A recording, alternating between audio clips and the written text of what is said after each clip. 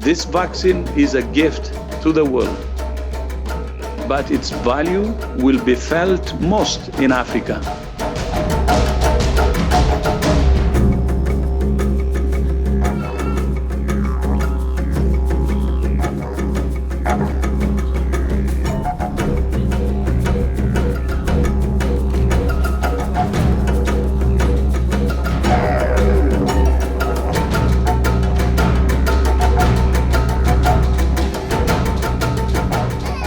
This long-awaited malaria vaccine is a breakthrough for science, child health, and malaria control. Using this vaccine in addition to existing tools to prevent malaria could save tens of thousands of young lives each year.